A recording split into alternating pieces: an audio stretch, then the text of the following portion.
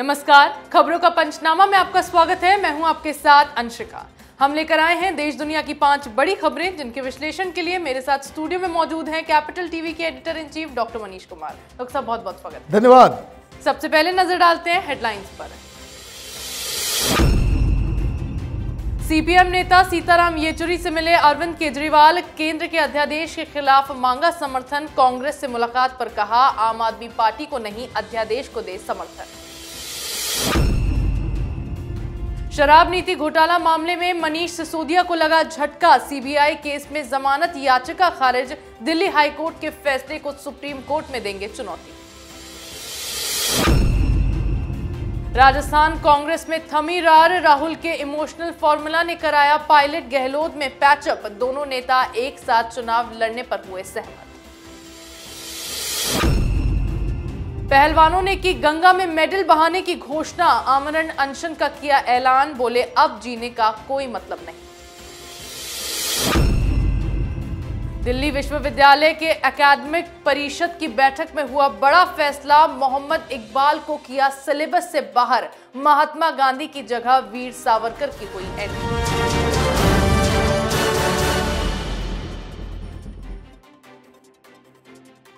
और खबरों की शुरुआत में बात करेंगे दिल्ली के मुख्यमंत्री अरविंद केजरीवाल इन दिनों केंद्र द्वारा लाए गए अध्यादेश के खिलाफ विपक्षी दलों का समर्थन जुटाने की कोशिशों में लगे हैं।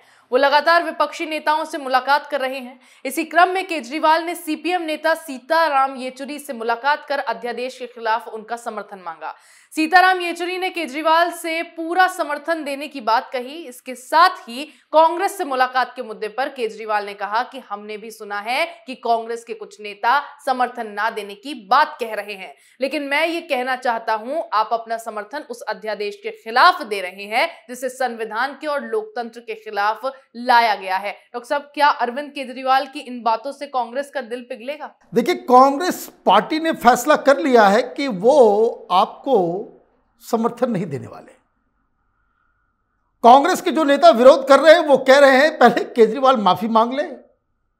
उसने जो सोनिया गांधी के बारे में कहा, राहुल गांधी के बारे में कहा, अपने असेंबली के अंदर राजीव गांधी के भारत रत्न को वापस छीनने की जो बात आपने कही, उस पर आप माफी मांग लो। शीला दीक्षित को आपने जिस तरीके से बदनाम किया, उस पर माफी मांग लो, फिर हम कंसिडर करेंगे। तो आप माफी मांगने को तैयार नहीं हो। आप बातों को घुमा रहे हो कि मुझे समर्थन मत करो। भाई, समर्थन तुम मांग रहे हो और इसको तुम नेशनल इशू बना रहे हो। और सबसे बड़ी बात कि आज आप नजर आ रहे हो किसके साथ? येचुरी के साथ। कल आप किसके साथ नजर आ रहे थे? ममता के साथ। तो ममता बनर्जी को बताया था कि येचुरी के साथ प्रेस कॉन्फ्रेंस में करूंगा। आप ये चाह रहे हो कि सारी दुनिया आपके साथ आ जाए और आप अपने शीश महल के पाप को, अपने भ्रष्टाचारों को और अपने कुकर्मों को राजनीतिक तौर पे उसको ढक ले। ये पॉसिबल नहीं है। कांग्रेस पार्टी का फैसला सही फैसला है और अगर कांग्रेस पार्टी केजरीवाल का समर्थन करती है तो केजरीवाल को वो अमृत दान मिलेगा, जिसके बाद वो कांग्रेस पार्टी का ही विनाश करेगा। जी बिल्कुल, केंद्र के अध्यादेश से बौखलाए केजरीवाल लगातार कांग्रेस को मनाने की जद्दोजहद कर रहे हैं। वहीं दिल्ली शराब घोटाला मामले में जेल में बंद आम आदमी पार्टी के नेता मनीष सिसोदिया की जमानत याचिका दिल्ली हाईकोर्ट ने खारिज कर दी है। अदालत ने याचिका को खारिज करते हुए कहा, मनीष सिसोदिया के खिलाफ लगे हुए आरोप काफी गंभीर हैं। दिल्ली हाईकोर्ट ने यह फैसला कथित शराब घोटाला से जुड़े सीबीआई के केस में सुनाया है, जिसके बाद अब मनीष सिसोदिया दिल्ली हाईकोर्ट के इस फैसले के खिलाफ सुप्रीम कोर्ट का रुख करेंगे। डॉक्टर साहब, पहले राउज एवेन्यू कोर्ट, फिर हाई कोर्ट और अब सुप्रीम कोर्ट में जाने की तैयारी कर रहे हैं। क्या वहां से कोई राहत मिल पाएगी? कोई राहत नहीं मिलने वाली। ये तो ओपन एंड शट केस है। आपके सारे कच्चे चिट्ठे सामने आ गए हैं, सारे सबूत मिल गए हैं और आप जिस हिसाब से 43 सिम कार्ड्स इस्तेमाल कर रहे थे ये घोटाला को ऑपरेट करने के लिए, 14 फोन, यह आपका कबूलनामा है। 622 करोड़ रुपए ये केजरीवाल और सिसोदिया एंड कंपनी ये चट कर गए।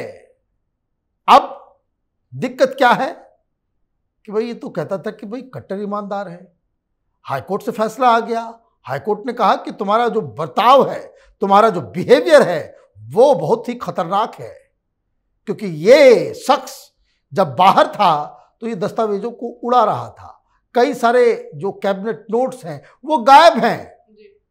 आखिरी जो पड़ाव जो एजेंसी कह रही है कि लास्ट इसको ट्रेस किया गया सिसोदिया के पास, उसके बाद से गायब है। आप 43 सिम कार्ड इस्तेमाल कर रहे थे, जिसमें सिर्फ 5 तुम्हारे नाम से या तुम्हारे ओनरशिप में था। बाकी के फर्जी सिम कार्ड का इस्तेमाल, किसी और का सिम कार्ड, किसी और के नाम से, किसी के और के नाम से फोन, ये चल क्या रहा था भाई? और इसीलिए इनको कोई राहत नहीं मिली है। जो फैसला हाईकोर्ट में हुआ है, यही फैसला सुप्रीम कोर्ट में भी होगा। जी बिल्कुल, सिसोदिया को फिर कोर्ट से झटका लगा है, जिसके बाद उनके बाहर आने की उम्मीदों पर पानी फिर गया है। अगली खबर में बात करेंगे राजस्थान कांग्रेस में मचे बवाल की। लंबे अरसे से सचिन पायलट और राजस्थान के मुख्यमंत्री अशोक गहलोत के बीच अनबन चल रही थी, जिसके खत्म होने का अब कांग्रेस पार्टी दावा कर रही है। आलाकमान ने पायलट को मनाने के लिए 29 मई की रात को अहम बैठक बुलाई, जिसमें किसी फॉर्मूले पर चर्चा करने के बजाय इमोशनल अपील की गई। कांग्रेस अध्यक्ष मल्लिकार्जुन खड़गे ने पहले विवाद को सुलझाने की कोशिश की थी, लेकिन बात नहीं बनी, जिसके बाद राहुल गांधी ने पायलट और गहलोत से बात की और मीटिंग में फैसला हुआ कि दोनों नेता मिलकर विधानसभा चुनाव लड़ेंगे। डॉक्टर साहब, जैसा दिखाया जा रहा है, क्या वाकई हालात कांग्रेस में वैसे बने हुए हैं? कोई हालात सुधरने वाले नहीं हैं। आप राजनीति में जब कुछ कदम आप आगे चल लेते हो तो राजनीति का खेल ऐसा है कि इसमें यू टर्न पॉसिबल नहीं है। आप लक्ष्मण रेखा ऑलरेडी क्रॉस कर चुके, आप अपने कार्यकर्ताओं समर्थकों को बता चुके। सवाल तो यह पूछा जाएगा, भाई कांग्रेस पार्टी कहती कि सुलह हो गई, गहलोत साहब मुख्यमंत्री का चेहरा होंगे, तब तो बात समझ में आती कि भाई पायलट साहब ने मान लिया। दिक्कत कांग्रेस पार्टी की नहीं है, राहुल गांधी की नहीं है, ना ही गहलोत साहब की है। दिक्कत सचिन पायलट की है। ये कंफ्यूजन की स्थिति में अपने आप को ये 5 साल इन्होंने खपा दिया और अगला 5 साल भी ये खपाएंगे। राजनीति में वही शख्स आगे बढ़ता है, उसे ही जीत हासिल होती है जिसकी पॉलिसी, नीति और डिसीजन मेकिंग बिल्कुल सुदृढ़ हो। आप कंफ्यूजन में पड़े हुए हो, मुख्यमंत्री के खिलाफ धरना प्रदर्शन कर रहे हो और ये भी साथ में कह रहे हो कि हम साथ में भी लड़ेंगे, तो ये जवाब देंगे पायलट साहब? क्या आपने तो कहा था कि हम तो बवाल क्रिएट करेंगे, 3 मांग पूरी हो जाए तो ठीक, नहीं तो हम बिल्कुल विद्रोही बन जाएंगे।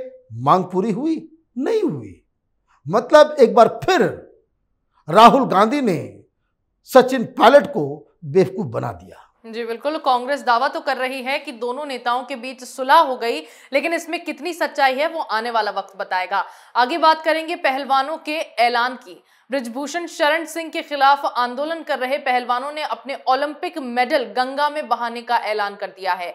रेसलर विनेश फोगाट ने इस बारे में सोशल मीडिया पर पोस्ट लिखकर जानकारी दी है। पहलवानों की ओर से यह ऐलान 28 मई को उनके खिलाफ दिल्ली पुलिस के एक्शन के 2 दिन बाद किया गया।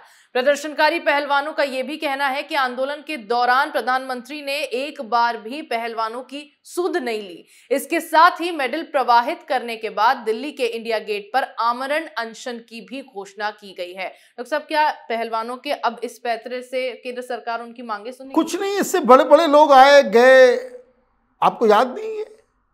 एक अवार्ड वापसी गैंग आया था, तो सारे अवार्ड वापस करने की बात कर रहा था, बड़ा हंगामा हुआ था। आपको गंगा में फेंकना है, यमुना में फेंकना है, वो आपका डिस्क्रिप्शन है, लेकिन एक सवाल का जवाब देना पड़ेगा। ये अवार्ड, ये जो मेडल आप लेकर के आते हो, ये सिर्फ आपका नहीं है। ये जो पुनिया है, सिर्फ इसके ऊपर हिंदुस्तान की जनता का 2,58,00,000 रुपए खर्च हुए हैं इसकी ट्रेनिंग में। सिर्फ ये सरकार ट्रेनिंग करवाती है, पैसे कहां से आते हैं, किसके पैसे हैं? देश की जनता का है। ये विनेश, इसके ऊपर 2,16,00,000 रुपए खर्च हुए हैं इनकी सिर्फ ट्रेनिंग के लिए। तो ये जो आप कह रहे हो भाई नदी में बहा देंगे, बहा दीजिए, शौक से कोई फर्क नहीं पड़ने वाला। ये देश कानून से चलता है। आप प्रधानमंत्री से चाहते हो कि वो कुछ बोल दें, भाई क्या बोलेंगे? आपने एक आरोप लगाया, एफआईआर दर्ज हुआ, पॉस्को एक्ट लग गया, आप सुप्रीम कोर्ट चले गए, सुप्रीम कोर्ट से फैसला आ गया, सुप्रीम कोर्ट ने जांच बिठा दी, कुश्ती संघ के तरफ से भी कुछ लोग ओलंपिक्स, आप पीटी उषा के अंदर में एक कमेटी बनी, सारे लोग झूठ, सिर्फ आप सच। और वो क्यों? क्योंकि आपको सीधे सीधे ओलंपिक में खेलना है, नए युवाओं के साथ नेशनल कुश्ती जो है उस टूर्नामेंट में नहीं खेलना है।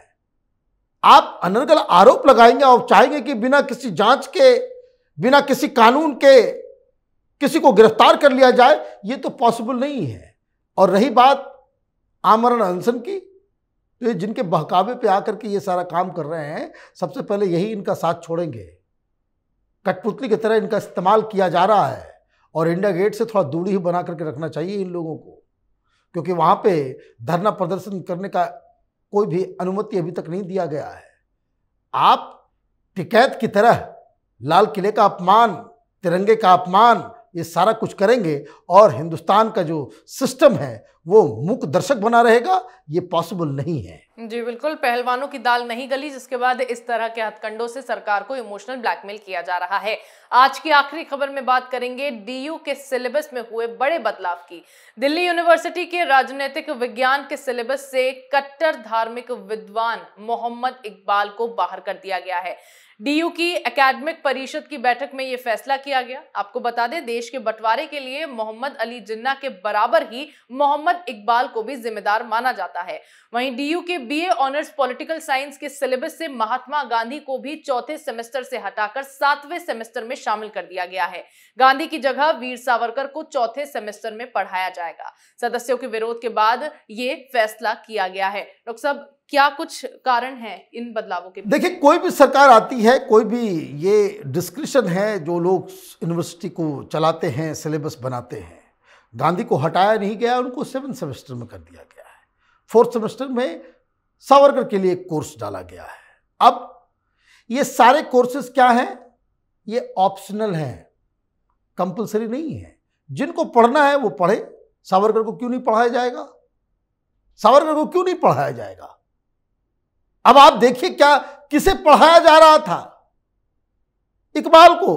कौन है ये? पाकिस्तान का राष्ट्रकवि है। ये हिंदुस्तान का बंटवारा हो उसका सबसे बड़ा प्रवर्तक है। लेकिन यहां तो गुलामी मानसिकता, ये छद्म सेकुलरिज्म, क्या इकबाल ने ही लिखा था सारे जहां से अच्छा हिंदुस्तान हमारा, और फिर वो पाकिस्तान चला गया तो ये सारे जहां से अच्छा हिंदुस्तान हमारा को कितनी गालियां इसने दी। लेकिन फिर भी मुस्लिम वोट बैंक शायरों को कैसे, भाई इसी शायरी वायरी के चक्कर में तो एक समाज तबाह और बर्बाद हो गया। साइंस पढ़ाओ, विचारों को पढ़ाओ। इस इकबाल को पढ़ते पढ़ते पाकिस्तान कहां पहुंच गया ये दुनिया के सामने है।